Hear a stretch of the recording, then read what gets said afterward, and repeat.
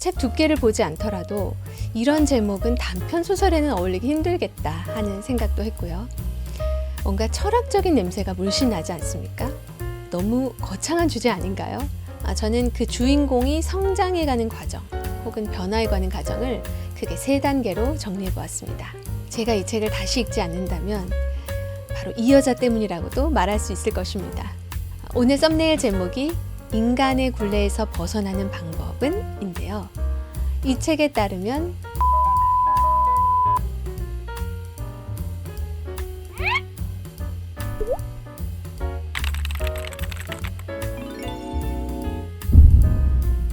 안녕하세요. 책 읽는 미연입니다. 2주에 걸쳐서 서머신 몸의 인간의 굴레에서 1, 2권을 읽고 왔습니다. 이 책은 서머신 몸의 자전적 소설인데요. 작가가 과거의 강박적인 기억에서 해방되기 위해 썼다고 책머리에 밝히고 있습니다. 생각들을 언어로 꺼내면 그것과 결별할 수 있고 자유롭게 다른 것들을 추구할 수 있다는 거죠. 필립이라는 핵심적인 주인공이 등장함에도 불구하고 작가가 전지적 작가 시점을 택하고 있는 이유가 아마 그런 의도 때문이 아닌가 싶습니다. 가령 그때 필립은 너무 어려서 그 의미를 알지 못했다. 이런 식으로 회상하는 화자가 이야기를 끌고 나가고 그 의미까지 정리해주는 부분이 나오는 거죠. 이 얘기는 이 책에도 나옵니다. 서머신 몸이 64세에 쓴 서밍업이라는 책인데요. 출판사는 위즈덤 하우스고요. 오래전에 재밌게 읽은 기억이 있어서 이번에 다시 도서관에서 빌려서 읽어봤거든요. 서머신 몸과 이 책을 이해하는 데 많은 도움이 되었습니다. 이 책은 목차를 보면 크게 4부분으로 되어 있어요. 문장에 대하여, 연극에 대하여, 소설에 대하여, 인생에 대하여. 아마 서머신 몸의 책 중에 가장 많이 읽힌 책일 거라고 하는데요. 읽어볼만 합니다. 인간의 굴레에서. 인간의 굴레가 뭘까? 이 책의 영어 제목이 Of Human Bondage이거든요. Bondage라고 하면 구속, 속박된 상태를 말하잖아요. 이 책은 인간의 어떤 삶을 보여줄까? 작가는 이 책을 어떤 결말로 끌고 갈까? 굉장히 궁금했습니다. 책 두께를 보지 않더라도 이런 제목은 단편 소설에는 어울리기 힘들겠다 하는 생각도 했고요. 뭔가 철학적인 냄새가 물씬 나지 않습니까? 너무 거창한 주제 아닌가요? 책머리에 보면 작가는 이걸 쓰고 나서 고통스럽고 불행했던 기억으로부터 해방되었음을 느꼈다고 합니다. 이 소설의 주인공도 후반부로 갈수록 어떤 깨달음을 얻긴 하거든요. 하지만 인생에 답이 있습니까? 소설이 그 답을 직접적으로 제시해 줄 수 있을까요? 사실 그래서 소설을 안 읽는다는 분들도 계시죠. 뜬구름 잡는 얘기 같고 어떤 답도 없고. 그런데 제가 소설을 좋아하는 이유는 바로 그것 때문입니다. 누가 주는 답은 싫거든요. 그러면서도 철학책같이 형이상학적인 얘기도 아니고 말이죠. 이 책 후반부로 가면서 저는 조마조마했습니다. 작가가 이 책을 어떻게 마무리 지을까? 와, 내가 작가라도 이거 너무너무 어렵겠다. 결론적으로 말씀드리면 저는 결말이 조금 아쉬웠는데요. 이따 도쿠 리뷰 끝에 가서 다시 한번 말씀드리겠습니다. 작가에 대한 얘기입니다. 이번 책은 자전적 소설이니만큼 소설의 내용과 결부시켜서 서머신 몸을 소개해 볼까 합니다. 먼저 제가 지난 영상에서 서머신 몸을 프랑스 작가라고 했는데요. 프랑스에서 태어나고 프랑스에서 죽었지만 서머신 몸은 영국 작가였습니다. 1874년에 태어나서 1965년에 91세로 사망했으니까 장수한 작가였죠. 소설에는 주인공의 아버지가 외과 의사고 주인공이 9살 때 죽은 어머니보다도 반년 먼저 죽은 것으로 되어 있는데요. 실제 작가의 아버지는 변호사였고요. 작가가 8살 때 어머니가 먼저 돌아가시고 10살에 아버지까지 여의었습니다. 일찍 부모님을 여인 것은 비슷한 거죠. 소설에는 주인공이 사제였던 백부의 집에서 자란 것으로 되어 있죠. 실제로는 사제였던 숙부의 손에 컸습니다. 숙부에게 친자녀가 없었던 것은 동일하더라고요. 킹스스쿨에 입학했지만 중퇴하고 하이델베르크로 간 것, 경험에 바탕을 둔 얘기입니다. 공인회계사 공부를 하다 중도에 포기한 것과 학교 이름은 다르지만 의학 공부를 하고 의사 면허를 딴 것 모두 실제 작가의 경험입니다. 하지만 서머신 몸은 파리에서 미술 공부를 한 적은 없죠. 소설에는 또 주인공이 글을 쓰는 얘기는 하나도 안 나옵니다. 결정적으로 주인공의 가장 큰 상처, 곤봉발. 서머신 몸에게 그런 장애는 없었고요. 대신 말을 더듬어서 학교 다닐 때 놀림을 많이 받았다고 합니다. 백부가 죽은 뒤에 문서를 정리하다가 어머니의 유일한 편지를 본 것, 또 어머니가 아들을 위해 죽기 전에 사진관에서 사진을 찍어둔 것, 이런 소소한 에피소드들이 이 책을 보니까 작가의 실제 이야기더라고요. 주인공 필립은 무엇보다도 세상의 많은 것들을 경험해보고 싶어 하거든요. 바로 작가가 그랬답니다. 이렇게 많은 나라를 다녀본 작가가 또 있을까 싶었어요. 고국인 영국 외에 프랑스, 독일, 스페인, 이탈리아, 시실리, 스위스, 미국, 타히티, 러시아, 중국, 보르네오, 키프러스, 남미, 서인도 제도, 네덜란드, 그리스, 일본까지. 한국은 안 왔나 봐요. 아쉽습니다. 제가 정말 놀랐던 게 의사 면허를 포기한 것도 특이한데 정보국 소속으로 스위스, 러시아에서 첩보 활동을 한 이력도 있더라고요. 그 열정이 장수의 비결이었을까요? 정말 원 없이 세상을 경험하고 간 작가 같습니다. 그러면서도 책도 정말 열심히 썼습니다. 23살에 첫 장편을 낸 이후로 거의 매년 한 권을 낸 것 같아요. 서머신 몸은 간결하고 정확한 문체를 추구했죠. 그 부분도 이 책에 잘 나와 있는데 문장은 허세가 없고 자연스럽게 써진 것처럼 보여야 한다고 합니다. 문장이 애매한 것은 작가의 부주의함이나 고집스러움 때문이라고요. 그래서 글은 일단 많이 써야 하고 글쓰기 습관을 잘 들여야 한다고 말합니다. 그 부분은 정말 인정. 네, 작가 스스로가 말하길 이야기할 것이 수두룩하게 너무 많았대요. 총 20편의 장편, 25편 이상의 희곡, 11편의 여행기와 평론집, 100편 이상의 단편소설을 남겼습니다. 미음사 세계문학 전집에서는 이 책 외에도 달과 육펜스, 인생의 베일, 면도날, 서머신 몸 단편선 2권, 케이크와 맥주를 만나볼 수 있습니다. 이 책은 필립이라는 주인공이 어머니를 여의는 9살 때부터 시작해서 30살 무렵까지의 이야기를 담고 있습니다. 저는 그 주인공이 성장해가는 과정, 혹은 변화해가는 과정을 크게 3단계로 정리해 보았습니다. 첫 번째는 부여받은 인간, 수동적인 인간입니다. 소설이 시작되자마자 필립은 이미 아버지를 여인 상태에서 어머니까지 여의게 되죠. 그게 자신의 인생에서 어떤 의미인지를 아이는 알지 못합니다. 다른 사람이 자기를 불쌍하게 봐주니까 왠지 기분이 좋다고 느껴요. 천진난만하게 놀이에 빠지기도 하고요. 사제인 백부의 손에 크게 되는데 백부와 백모는 자녀를 키워본 경험이 없습니다. 아무리 잘해준다고 해도 이게 잘 맞을 수가 없겠죠. 그 환경 속에서 필립에게 기독교라는 종교가 주입됩니다. 한 에피소드인데요. 백부가 일요일에는 놀이를 못하게 하는 겁니다. 그럼 난 뭘 하고 놀죠? 할 게 없으니까 기도문을 암송하게 해요. 백모가 지나가면서 보니까 필립이 기도문을 외우다가 탁자에 엎드려서 울고 있는 겁니다. 저도 같이 울고 싶더라고요. 아이는 또 나면서부터 곤봉발이어서 절뚝거리면서 걷습니다. 사람들의 시선에 위축되고 외로운 성장 환경을 겪게 되는 거죠. 이 모든 환경 그저 주어졌습니다. 아이가 스스로 할 수 있는 것이 거의 없어요. 어른들이 하라는 대로 해야 하고 목욕도 정해진 요일만 하고요. 먹는 것도 주는 대로 먹어야 합니다. 네, 소설 전반부가 이렇게 시작되는데 필립이 다음 단계로 성장하는 데 있어서 큰 영향을 주었던 것이 바로 책이었습니다. 두 번째 단계는 회의하는 인간, 경험하는 인간으로 이름을 붙여봤습니다. 필립은 많은 책을 접하고 많은 사람들과 만나면서 강한 자의식을 형성하게 됩니다. 스스로 생각하는 능력을 갖추게 되는 거죠. 이 과정에서 많은 것들을 받아들이기도 하지만 많은 것들을 버리기도 합니다. 대표적으로 종교. 그동안 필립이 가지고 있던 종교는 외부로부터 주입된 것이었어요.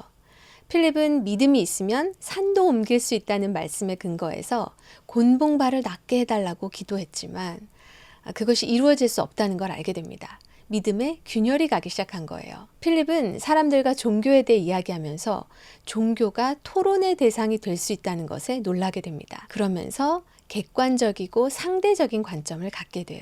그는 더 이상 신을 믿지 않기로 결정했고요. 이 책에 따르면 그건 실제 작가의 얘기이기도 했습니다. 이 책의 제목 인간의 굴레에서가 스피노자의 에티카 제4부 제목이라고 하죠. 그럼 그 책과의 연결성이 있을 텐데 또 이 책 안에서 필립도 스피노자의 사상에 외경심을 느꼈다고 말하는 부분이 있어요. 그래서 스피노자가 어떤 사람인가 봤더니 유대 공동체에서 유대식 교육을 받고 자랐는데 신을 무시한 무신론자라고 결국 제명당하고 파문당한 사람이더라고요. 스피노자는 철학으로 대가가 된 사람이죠. 작가가 실제로 스피노자에게 영향을 많이 받지 않았나 생각했습니다. 주인공은 인생의 의미가 무엇일까? 삶은 어떻게 살아가야 할까? 등 스스로 삶의 법칙을 발견하려고 끊임없이 고민합니다. 그러면서 자꾸 삶의 허망함을 느끼게 되는 거예요. 노력과 결과가 맞지 않고 사상이나 이성이 실제 삶과는 괴리되는 것을 발견하게 되니까요. 가령 밀드러드. 이 여자의 이름이 나올 때마다 저는 제 말을 외쳤답니다. 필립의 삶에 참 많은 굴레가 있었지만 굴레 중에 굴레는 이 여자가 아니었을까 싶어요. 필립은 이 여자를 왜 사랑하는지도 모르고 사랑합니다. 머리로는 이해가 안 되는데 인생이 속절없이 휩쓸려 버리는 거예요. 이 여자는 번번이 나타나고 하면서 필립의 인생을 망쳐놓습니다. 제가 이 책을 다시 읽지 않는다면 바로 이 여자 때문이라고도 말할 수 있을 것입니다. 이 여자와의 관계에서 필립이 깨달은 것은 그거 하나입니다. 사상이나 이성은 현실에서 실제적인 힘을 발휘하지 못하는구나. 삶은 운명이라든지 필연이라고도 불릴 수 있는 불가항력에 의해 흘러가는 거구나. 그렇다면 인생에는 의미도 목적도 선이라든지 악이라든지 하는 것도 없다. 이유나 까닭이 없다. 아무 의미도 없다. 아무것도 중요하지 않다. 네, 꽤 비관적이죠. 이제 마지막 단계가 남았습니다. 세 번째 단계는 삶을 예술로 승화하는 인간이라고 이름을 붙였습니다. 저의 동의 여부를 차치하고 작가가 인간의 굴레에서 벗어나는 방법으로 제시하는 것이 바로 이 부분에 들어있다고 생각하는데요. 필립이 이 단계로 나아갈 때 사상적으로 가장 큰 영향을 준 사람이 크론쇼라는 시인입니다. 파리에서 미술을 공부할 때 만난 사람이에요. 삶의 의미가 무엇이냐고 묻는 필립에게 크론쇼는 이런 대답을 해주는 겁니다. 페르시아의 양탄자를 보라. 필립은 이 말의 의미를 한참 후에나 깨닫게 되는데요. 스스로 삶의 의미를 발견하지 않으면 아무 의미가 없다는 말이었습니다. 꿈을 가지고 스스로 시간과 공간의 지배자가 되기만 한다면 환경이 무슨 대수겠느냐는 거예요. 필립이 많은 경험과 성찰을 통해 내린 결론은 대략 이런 것이었습니다. 삶의 이유나 까닭, 의미가 없는 것은 맞지만 그 운명 속에서도 개인은 주도권을 가질 수 있다. 삶의 거대한 날실에 다양한 실가닥을 선택하여 무늬를 짜 넣음으로써 자기만의 만족을 얻을 수 있다. 행복이나 고통은 그 디자인을 정교하게 만들어줄 뿐이고 아름다운 장식의 일부이다. 생을 마감할 때 그 무늬는 비로소 완성될 것이다. 그것은 하나의 예술품이 될 것이다. 그래서 필립은 자신에게 일어난 모든 일들, 불구라는 사실까지도 기꺼이 받아들이기로 결심하는 것입니다. 책에는 필립이 깨달은 대로 실제로 살고 있는 인물도 나오는데요. 바로 애설리와 그의 가족입니다. 마지막에 필립은 애설리의 첫째 딸 셀리와 결혼을 약속하게 되죠. 이제 이 책의 마무리 부분을 얘기해 볼까 합니다. 앞에서도 말씀드렸지만 긴 호흡의 장편을 읽을 때면 저는 결말로 갈수록 초조해집니다. 작가가 이 책을 어떻게 마무리 지을 것인가. 소설 후반부에 필립이 나름대로 인생의 의미를 정리해가는 부분을 읽으면서 혹시 이렇게 끝나지 않을까? 설마 했는데 정말 그렇게 끝나더라고요. 해피엔딩으로 끝나거든요. 필립은 가난하지만 행복하게 건실하게 살고 있는 젊은 셀리와 결혼하게 되고 의사로서 안정적인 직장도 확보하게 됩니다. 의사가 적성에도 잘 맞고 사람들에게 인정도 받아요. 필립은 잘 됐는데 제 마음은 왜 약간 허전했을까요? 이상적인 것 같은 다른 결말을 생각해 둔 건 아닌데요. 치열하게 인생의 의미를 고민해 오다가 뭔가 이렇게 정리되고 일단락 지어지는 느낌에 약간 김이 빠졌달까요? 개인적인 느낌입니다. 서머신 몸이 이 책을 쓰고 나서 과거 기억으로부터 해방되었다고 하지만 저는 그게 표현되지 않은 경험들, 한 시절의 고민이 꺼내어졌다는 것이지 인생의 어떤 의미를 작가가 결론 짓게 되었다고 한 것은 아니라고 봅니다. 작가는 그 후에도 끊임없이 고민하면서 살았을 거예요.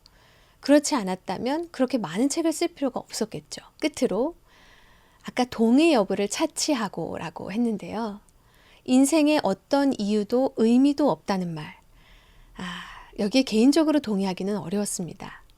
저는 참고로 기독교인인데요.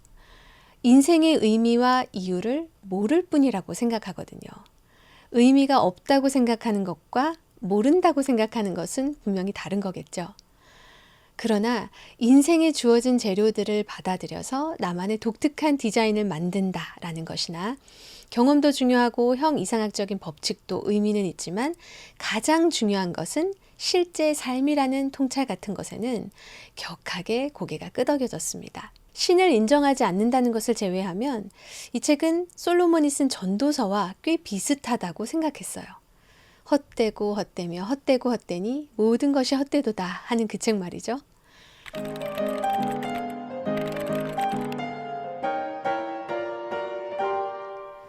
노라 네스빗을 아세요? 한때 필립과 교제했던 여자죠. 이혼하고 혼자 아이를 키우는데 필립은 자꾸 못생긴 여자라고 묘사합니다. 그런데 사람을 기분 좋게 하는 인상을 가지고 있고 고달픈 상황에서도 즐거움을 발견하는 여자라는 거예요. 명랑하고 유쾌하고 소탈하고 희생적인 면도 있고요. 상대방의 자유를 존중해주는 여성입니다. 스스로에 대해 말하길 자기는 경험에서 배울 줄 아는 희소한 사람들 가운데 하나라고 해요. 제가 혐오한 밀드러드와 정반대인 여자, 멋진 여성 노라 네스빗을 만나고 싶어요.